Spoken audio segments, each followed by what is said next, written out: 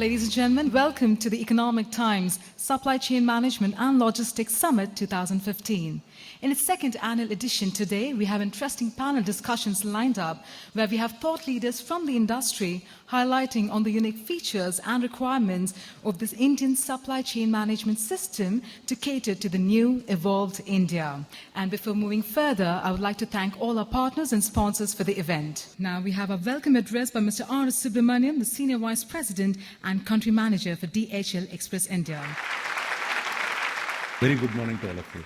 The Indian logistics industry, we feel, is poised for a 12 to 15% growth in the next 5 to 10 years. I think we're going to see a decade of growth for several reasons. Make in India is a big driver. The reforms is a second big driver. The changes, possibly especially GST when it comes in, is going to be a big change driver. I think we are all getting ready for the faster growth, and there is a lot of challenges, opportunities, and enablers and things which needs to be done so that we make this kind of a growth a reality and play our part in the Make in India ambition as well as the fast GDP growth which we are looking forward to in the next coming years. Today is one such opportunity and DHL is extremely pleased to present to you the Economic Times Supply Chain Summit.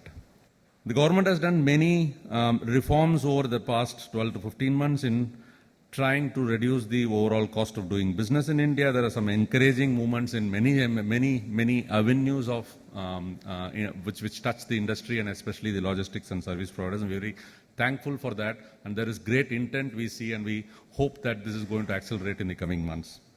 On that note, I would like to thank all of you for joining us today, and I wish you all a productive and insightful session. Thank you. Ladies and gentlemen, I would like to welcome our chief guest for the day, Mr. Kalraj Mishra, Honorable Minister of MSSME of Government of India, for the address to the audience. Sir. Bharat के वर्तमान प्रधानमंत्री जी ने हिंदुस्तान के बारे में कहा कि हम हिंदुस्तान को मैन्युफैक्चरिंग हब बनाएंगे। उत्पादन के दो प्रमुख केंद्र जिनके द्वारा अधिकाधिक लोगों को हम सहभागी भी बनाते हैं और रोजगार भी प्रदान करते हैं। एग्रीकल्चर और इंडस्ट्री है। हम मैन्युफैक्चरिंग हब बनाना चाहते हैं। इसलिए केवल रोजगार ही नहीं, तो हम उद्यमी तैयार करना चाहते हैं। और इसलिए उद्यमिता की मानसिकता, ये लोगों के अंदर निर्माण हो, यह प्रयास है। और इसलिए स्किल डेवलपमेंट होगा, मेक इन इंडिया होगा। ये मेक इन इंडिया दुनिया के देशों में जाकर मेड इन इंडिया बने, वैश्विक बाजार में, ग्लोबल मार्केट में, उस कंपटीशन के अंतर्गत आपके माल को देखकर लोग कहें कि हाँ, it is made in India, इसी को लेना है। ये मेड इन इंडिया इसी को लेना है, कैसे बनेगा? वो बनेगा जब आपका कार्य गुणवत्ता से युक्त होगा, क्वालिटी टेक्नोलॉजी का समुचित तौर पर उपयोग करते हुए उसको बनाने का प्रयास किया जाएगा, तो गुणवत्ता युक्त कहलाया जाएगा कि मेक इन इंडिया है, मैन्युफैक्चरिंग हब बनेगा, लेकिन जीरो डिफेक्ट और जीरो इफेक्ट के आधार पर बनेगा। प्रदूषण मुक्त, दोष मुक्त और इन्वायरमेंट फ्रेंडली, इस तरीके से अगर निर्माण कार्य हुआ, वो गुणवत्ता युक्त कहा जाएगा। एक एक व्यक्ति, एक एक इंडस्ट्री से अगर ये सोच करके काम करना शुरू कर दिया कि मेरा ये कार्य देश को विकसित देश बनाएगा, मेरा ये कार्य यहां के बने हुए माल को दुनिया के अंदर मेड इन इंडिया के रूप में कहलाया जाएगा, और आगे चल करके दुनिया के लोग कहेंगे अब हम सामान लेंगे तो हिंदुस्तान का लेंगे, बाकी का नहीं लेंगे। सब कठिनाइयों के पश्चात भी अगर ये भाव काम करता रहेगा, तो ग्लोबल मार्केट के अंदर अपने चीज को स्पर्धा में नंबर 1 पर करके दिखाने का सामर्थ्य हमारे अंदर है, और ये समिट उस दिशा में महत्वपूर्ण भूमिका का निर्वाह करेगी। यही शुभकामना व्यक्त करते हुए आप सब लोगों को प्रणाम करते हुए अपनी बात में समाप्त करता हूं। बहुत बहुत धन्यवाद। And moving forward, ladies and gentlemen, our first panel discussion for the day, where our panel members will be speaking about creating solutions for the next generation business in transforming the Indian SCM system. I'd first like to welcome our moderator for the session, Mr. Abhishek Malhotra, Partner Consumer Industries and Retail, Asia. Good morning, everyone. Nilesh, maybe we'll start with you. What's the biggest challenge you as a company face today from a supply chain and a logistics perspective? Supply chain process essentially has three cells. It has got the input side, it has got the transformation, the manufacturing, and it has got the demand side, which is the consumer.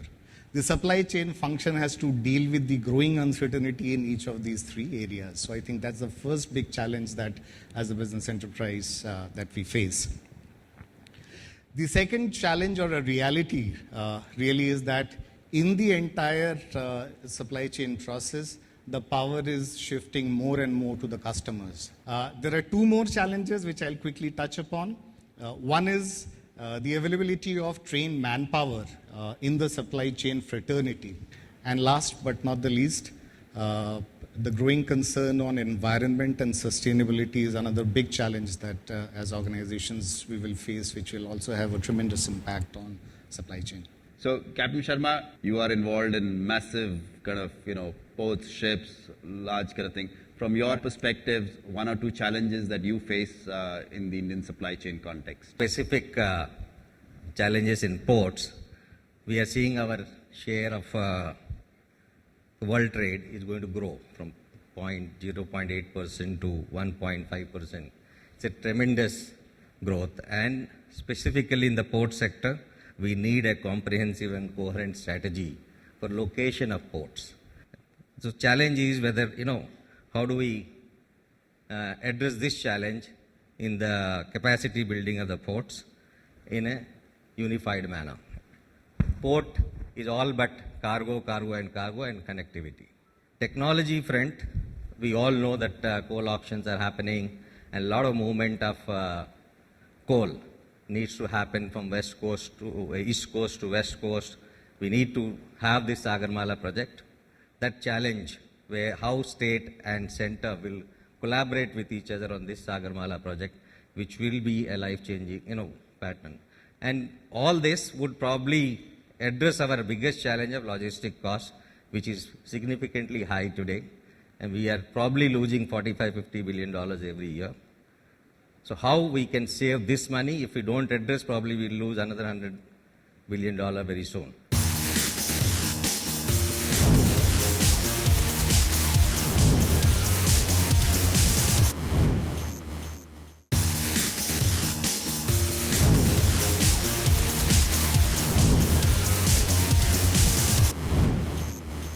Mr. Agarwal, what's one thing that you kind of face which doesn't let you meet all these high expectations? If I talk about my company or something like that, we just drive 330 kilometers per day on average.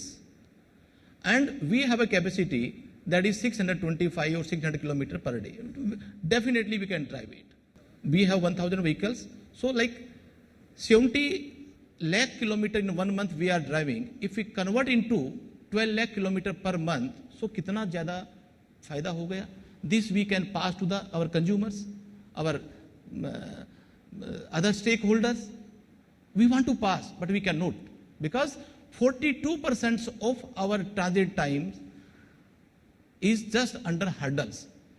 जब हमारा driver चलता है, उसको कोई दूसरी जगह jeep भी दिख गई, बोला आरटी होगा, वो 3 घंटे खड़ा करता है. वो जब निकल जाते हैं, then he drives. किसका लॉस है 3 घंटे?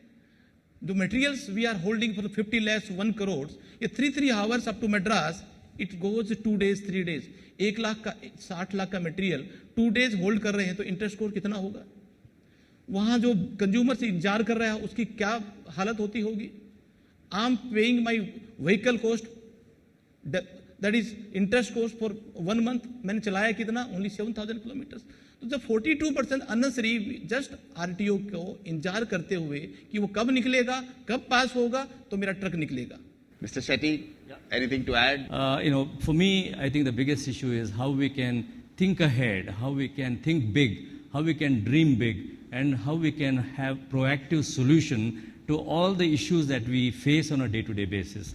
In spite of all that, I must compliment the logistic industry, the way the industry has grown and met up with the challenge that the industry faced with the growth of the business. Our transaction costs are still high, yes, but we can't really help beyond a point. Subbu, from your perspective, In the last decade or so, I think we've had severe constraints in the airport infrastructure. Yeah, but what has happened is we've got some fantastic airports now. Yeah, Delhi airport is possibly, they claim to be top 5 in the world, and Bombay is now competing to be as good as Delhi in terms of. But all these developments have happened on the passenger side. Yeah, cargo side, I think the airport infrastructure is in abysmal shape. And specifically on cargo, and specifically to recognize that express and courier as an industry, international supply chains need facilities which will allow efficiency. That's one big point which I wanted to speak about. So Mr. Chatterjee, from your perspective as you deal with the industry and the sector, what are some of the challenges that you face? The challenges, as I, from the government perspective, see is one, certainly the gaps and the inadequacies in the infrastructure, whether in the ports, both sea and air, the railways, and also the road infrastructure, and our ability or inability to cope with the further growth that has to be also catered to in all these infrastructure. Two, of course, availability of trained manpower. I also feel that skill sets of professionalism is something which is lacking. And third, from the government perspective, which we sincerely see as a major challenge, is our procedures have to be more transparent, simplified, more use of e-processes, and how do we do away with huge amount of discretionary powers. Ashutosh, to end with you, I'll also ask you to kind of start with, in your view, one or two things that have changed. One of the biggest challenge with the customs administration all over the world they have faced is how to offer facilitated treatment of vast majority of international cargo movements and passenger facilitation. At the same time, identifying and dealing with the small percentage that pose a genuine risk to the security and duty evasion. Now, rapid release of consignments which have met the condition laid down by customs, preferably by electronic means, is the greatest challenge which Indian custom faces. In India, there is a need to review the business processes in the customs and make them more taxpayer friendly. Central Board of Excise and Customs has taken various initiatives for trade facilitation over a period of time. CBEC has implemented EDI, Electronic Data Interchange Systems, or ICS, which has automated the workflow process related to clearance of import and export of consignments. Subsequently, it implemented IceGate to offer a host of services, including electronic filing of import and export documents and related electronic message between customs and the trade, and a document tracking system that enables the clients to know the latest status of their documents. Central Board of Excise and Customs has finalized the Authorized Economic Operator Program for implementation to secure supply chain of imported and exported goods in August 2011. We ended the challenge part. Subbu, I'll come to you. Anything innovative that you as a service provider are doing, or you've seen other people do, that you'd like to share? I think express industry itself is a huge innovation. But one point which I think increasingly it is becoming a big thing, I think it is direct to dealer and direct to market in a globalized environment. And there is collapse of what they call as warehouses in the middle and inventory in the middle. From a conceptual point of view, I think a GST regime will make manufacturers in the country, the trade in the country, to think in that direction. But I think that one innovation I want everybody to think about is that the collapse of warehousing and death to inventory.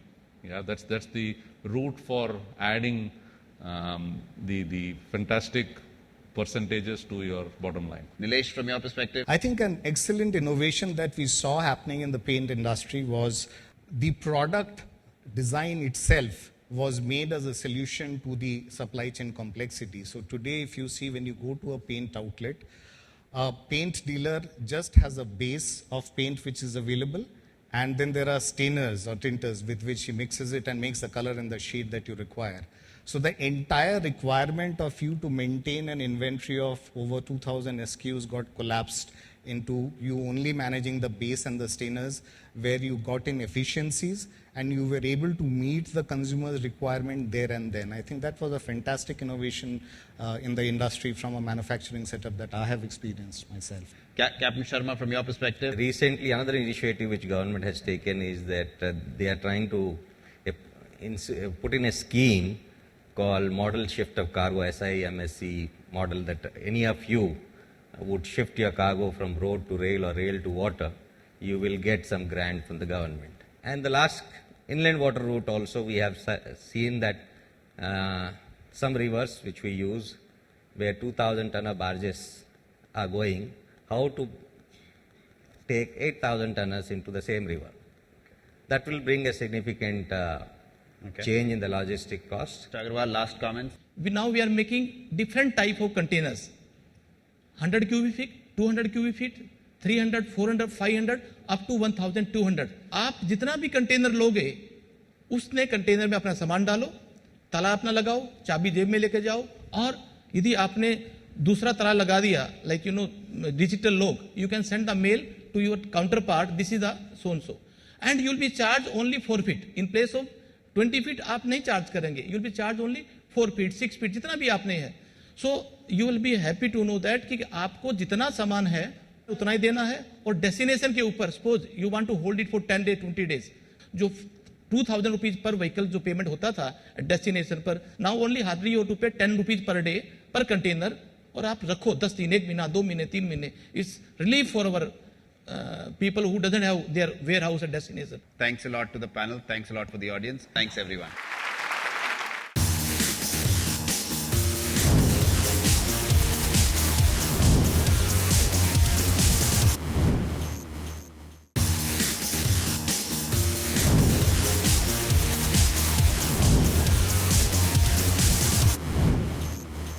Ladies and gentlemen, please help me welcome our chief guest for the evening, Shri Anand Gite, Minister of Heavy Industries and Public Enterprise, to address the gathering.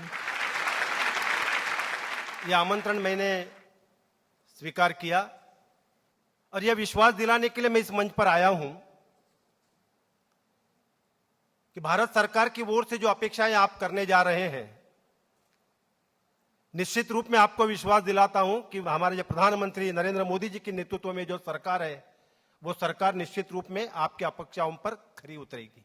मैं एक बात का जिक्र सिर्फ यहां पर इसलिए कर रहा हूं कि आज पूरी दुनिया पर्यावरण के मामले में काफी सजग है, और इस पर्यावरण को देखते हुए एक स्कीम मेरे मंत्रालय द्वारा जो हमने अनाउंस की है इलेक्ट्रिक मोबिलिटी मिशन के तहत, और हम चाहते हैं कि भविष्य में जितने भी पब्लिक ट्रांसपोर्ट है वो धीरे धीरे जो आज डीजल पर, पेट्रोल पर चल रहा है, वो इलेक्ट्रिक मोबिलिटी पर आ जाए, बैटरी ऑपरेटेड व्हीकल्स पर चले, और उस दिशा में एक सही कदम हमने उठाया है.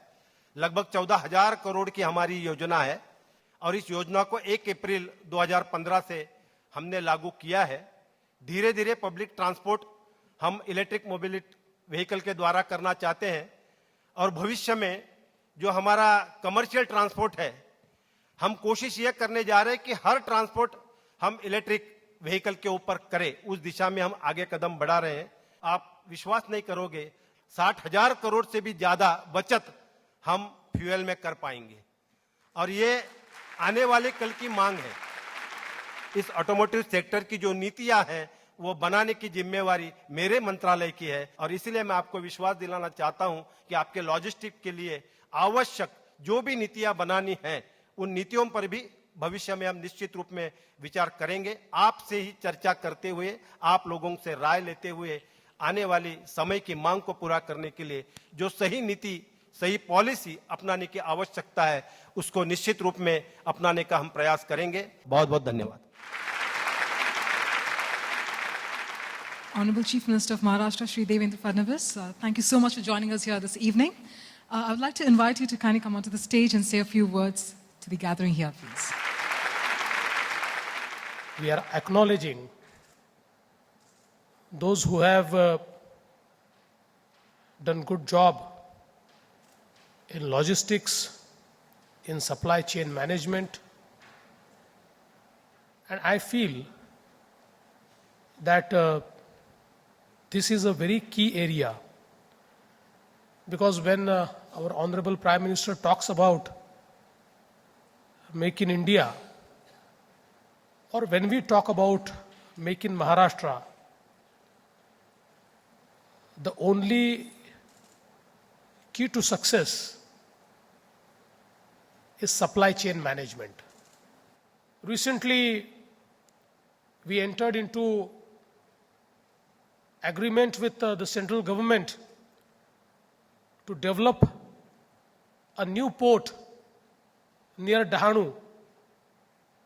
It will be a big port which would actually be coming into existence in Maharashtra after 30 years.